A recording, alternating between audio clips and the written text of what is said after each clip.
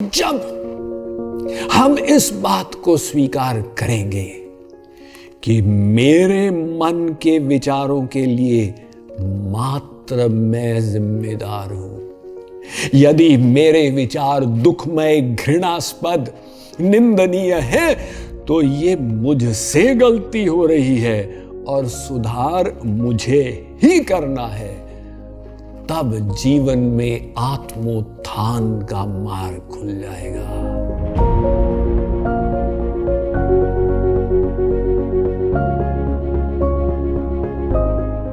क्या आपके जीवन में ऐसा कभी हुआ है कि आपने अपने आनंद की चाबी किसी अन्य व्यक्ति को दे दी?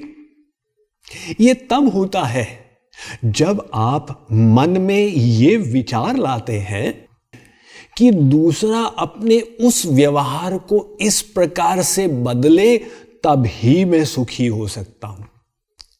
इसका मतलब मुझे अपने सुख के लिए आवश्यकता है कि दूसरा अपने व्यवहार को चेंज करे। इसमें समस्या यह है कि उसके पास चाबी है जिसके द्वारा वो अपने व्यवहार से हमें दुखी भी कर सकता। अब देखिए, कल्पना कीजिए कि आपके ऑफिस के बॉस ने कहा कि इंपॉर्टेंट मीटिंग है, कल 8 बजे मुझे ऑफिस में मिलना। आपने रात को सोते समय अलार्म लगाया 6:30 बजे का, तो अलार्म की घड़ी गड़बड़ थी, वो बजा नहीं। आप जब उठे तो 7:20 हो चुके थे। आप झुंझला कर गए नित्य कर्म के लिए, किंतु पत्नी ने टॉयलेट को ब्लॉक किया हुआ था। आपको गुस्सा आने लगा। 10 मिनट के बाद स्नान घर मिला, स्नान करके नाश्ता करके गैराज में आए तो गाड़ी का पेट्रोल टैंक बेटे ने खाली किया हुआ था। पेट्रोल की व्यवस्था करके आप घर से चले तो 8:30 बज चुके थे और रास्ते में एक ट्रक ने तिरछा गाड़ी को खड़ा करके जैम लगाया हुआ था। परिणाम स्वरूप 8 बजे के बजाय आप 9:30 बजे बॉस के ऑफिस में पहुंचे तो बॉस आपके ऊपर बरस पड़ा। तुम्हारे पास कोई आत्म अनुशासन नहीं है, ठीक टाइम पे क्यों नहीं आते हो? उसकी डांट को सुनकर आपका मूड ऑफ हो गया। अब इस मूड ऑफ के लिए कौन जिम्मेदार है?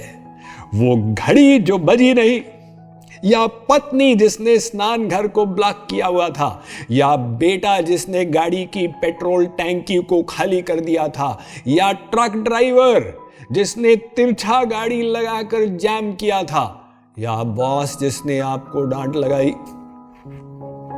विचार करें। देखिए, ये सब में कोई जिम्मेदार नहीं है। आप यदि मूड ऑफ किए, इसकी जिम्मेदारी मात्र आपके पास है। परिस्थिति कैसी भी हो, हर समय हमारे पास ये स्वतंत्रता होती है कि हम अपने विचारों को चुने। तो उसका प्रारंभ यहां से होता है जब अपने विचारों की चाबी हम दूसरों के हाथ में नहीं रखते, हम इसकी जिम्मेदारी को स्वीकार करते हैं। इसलिए श्री कृष्ण ने गीता में इतना सुंदर कहा, उद्धरेदात्मनात्मानम् आत्मानमवसाधयेत् आत्मैव ह्यात्मनो बन्धुरात्मैव रिपुरात्मनः। अर्जुन, तेरा मन तेरा सबसे बड़ा शत्रु हो सकता, किंतु वो ही मन की जिम्मेदारी तू स्वीकार करके उसका उपयोग करे तो तेरा सबसे बढ़िया मित्र बन सकता। इसलिए अर्जुन, मन की शक्ति के द्वारा अपना उत्थान कर, न कि अपना पतन कर। ये द्वितीय विश्व युद्ध की कथा है। उस समय हिटलर लाखों करोड़ों यहूदियों को पकड़ पकड़ कर जेल में बंद करके मरवा रहा था।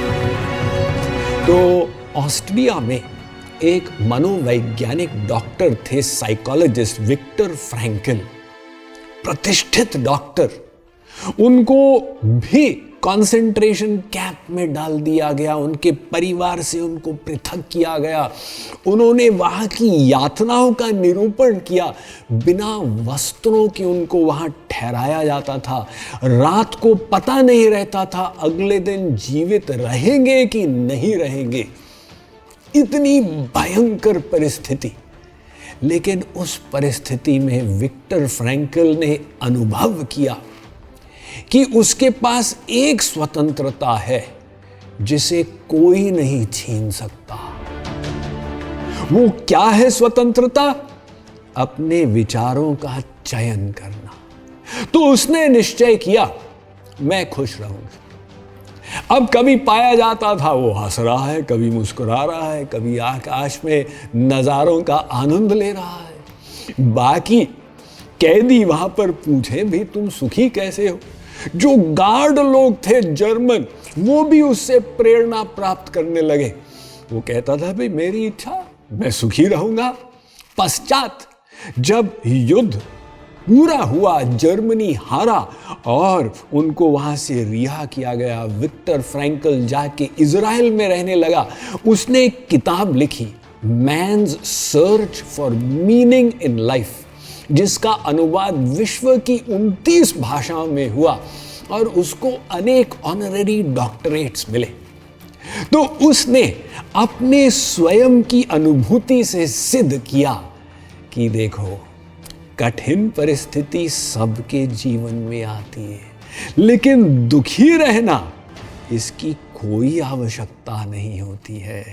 तो हम लोग अगर ऐसी मान्यता बना लेंगे कि मेरे सुख की चाबी दूसरे के हाथ में है, यानी वो जब अपने खराब व्यवहार को बदले तो ही मैं सुखी हो सकूंगा, परिणाम स्वरूप हम सुख दुख के बीच में झूमते चले जाएंगे।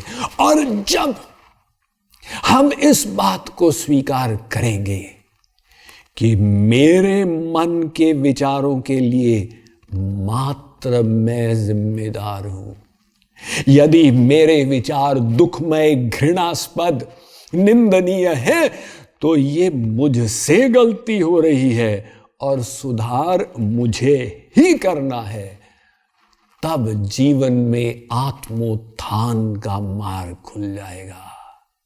क्योंकि किसी भी सिचुएशन में हम अपने विचारों को चुन के बढ़िया विचार, उत्कृष्ट विचार, दिव्य विचारों को लाकर अपने मार्ग को प्रशस्त करते हुए जीवन में उठते चले जाएंगे। तो इसलिए आज की शिक्षा ये है कि अपने सुख की चाबी अपने हाथ में रखें और उसके लिए अपने मन के विचारों की जिम्मेदारी को स्वीकार करें एवं उन विचारों को उत्कृष्ट बनाने में तत्पर हो जाएं। तो तत्पर होने के बाद हमें क्या क्या टेक्निक्स को अपनाना होगा, आने वाले प्रवचनों में उन पर विचार किया जाएगा।